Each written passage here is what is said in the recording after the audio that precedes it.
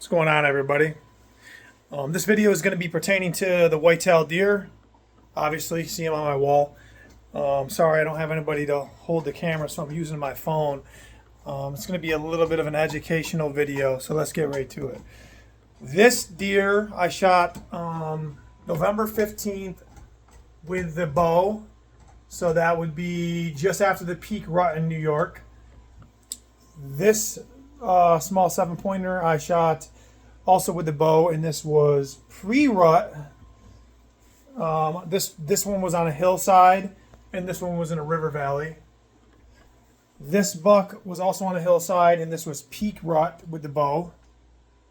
I believe it was 2023 archery season. This one I believe was like 2020 archery season, peak rut, bow kill. This was gun season, so post rut, river bottom.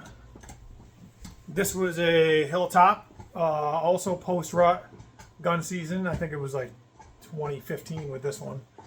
And this one over here didn't get mounted, but this was a pre-rut bow kill. We actually found this guy the next day in a river, like 100 yards from where I shot it. Actually, my cousin, he had a dog that tracked deer at the time, and we ended up finding him the next day. It was a pretty good shot, but he ran downhill, 100 yards, and then it ended up getting dark out. But we couldn't find it because we lost blood. He wasn't bleeding that much, and then he ended up being found in the river the next morning, actually right behind the house.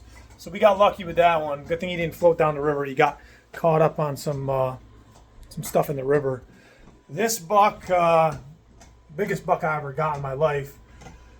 He didn't even run. I shot him, and he just did the death kick, they call it. When you hit them and they kick their legs. And then he stood there for about 5 minutes, and he walked about 40 yards to the south, and he stood there for what seemed like an eternity, but it wasn't an eternity. It was like 10 minutes probably. And then this was a double lung shot with the arrow, and he just dropped right there. So I got really, really lucky with this buck. My best buck. This guy, he ran about... I was actually on my way into my stand. I was walking into my stand when I seen a flash in front of me. It was right underneath my stand, and I drew back, and he was probably 20 yards, and I shot him. I mean, when I shot him, all I seen was this side and obviously his body, so I could make a good shot. And he ended up being a halfway decent little buck. Nothing like that one, but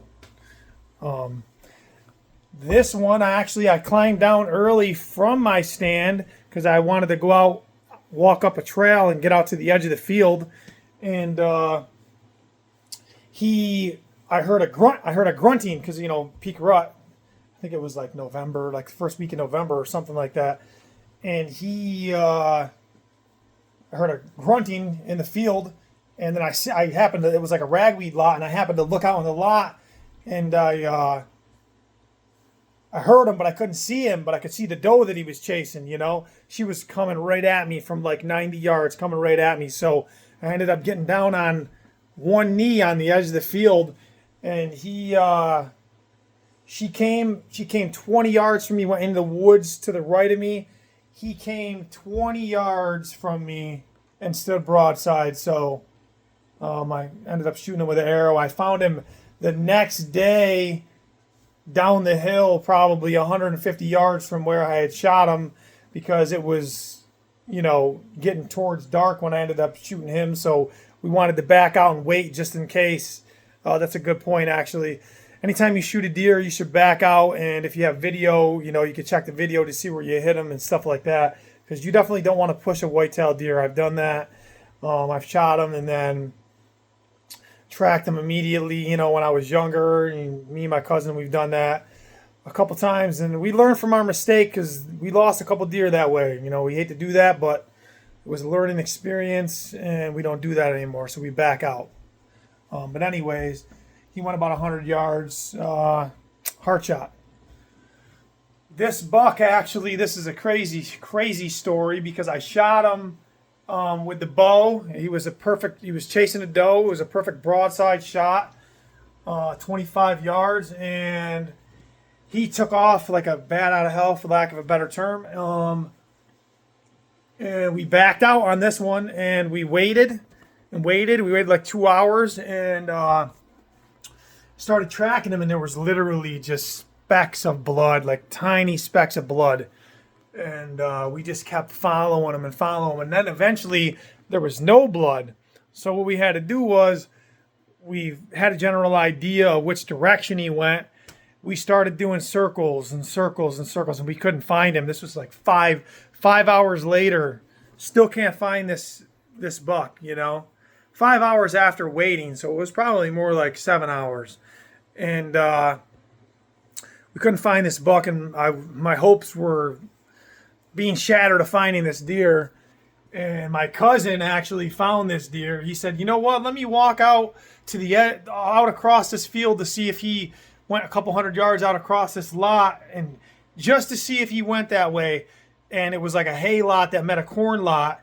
And sure enough, when he got out there, this buck was laying there, still alive, unfortunately. Couldn't move, but he was still alive. I had to put another arrow in him to expire him, but he ran probably 300 yards, and it was a lung shot, so it must have been just a single lung shot. Unfortunately, he didn't die immediately. I hate to see that happen, but we ended up getting him, and I'm glad he didn't go to waste. This buck,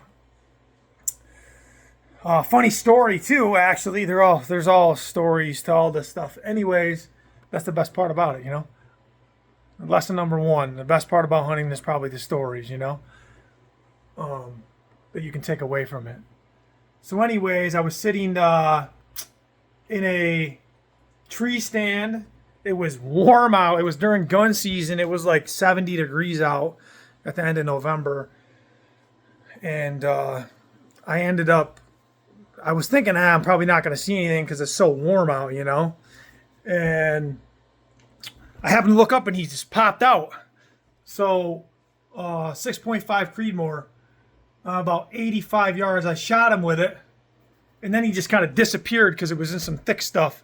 So I get down, I climb down. With the gun, I'll track him a little sooner because I feel like the gun kills him a little faster. Anyways, I went to the spot of the shot, and there was no blood at all. So I'm like, what did I do? Miss this deer?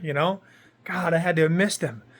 And then I just was standing there, and I happened to look in front of me, and he was about 20 yards from where I shot him. He didn't bleed at all with the Creedmoor. So I don't recommend using the 6.5 because the bullet didn't even exit. The bullet that did not exit the deer. It just went into the deer, and I don't know what happened to the bullet, but ricocheted around. It did not bleed at all. He was full of blood. Unfortunately, if he would have went further, I probably would have had a hard time following this deer. This guy, I shot with a 12 gauge up on the hill after the rut. He was chasing some does around. It was right before dark. He looked a lot bigger than I thought he was. He's halfway decent, but they always look bigger on the hoof. That's lesson number 2. They look bigger on the hoof. When you get up to him, you're like, holy cow, I thought this deer was the 150 class, but that's not the case. A lot of times when you're shooting deer, kind of funny. But anyways, he didn't go anywhere when I shot him with a 12 gauge. This one I already told you about. So anyways, that's I guess 2 lessons in this. The memories, and actually there's probably more than 2 lessons in it. The memories, and don't underestimate how strong these animals are, because they will run and run and run on adrenaline even if you hit them in the lungs. I mean, I got lucky with this one, like I said, but so that's basically it. And I'm going to have more videos to come in the future, about habitat, food plots, upland, lowland, maybe some thermals we'll put in there, what to plant, when to plant it, basically how to deer hunt. If you're new to deer hunting and you need any advice or anything like that, we're going to be online to try to answer those questions for you, and then hopefully we can get a podcast going from this or something along those lines, and basically just to be educational for people. we don't just hunt deer. We hunt, turkeys, waterfowl, rabbits, basically anything. We do fishing and all that stuff. But my passion is whitetail deer and turkey hunting. So, as you can see, but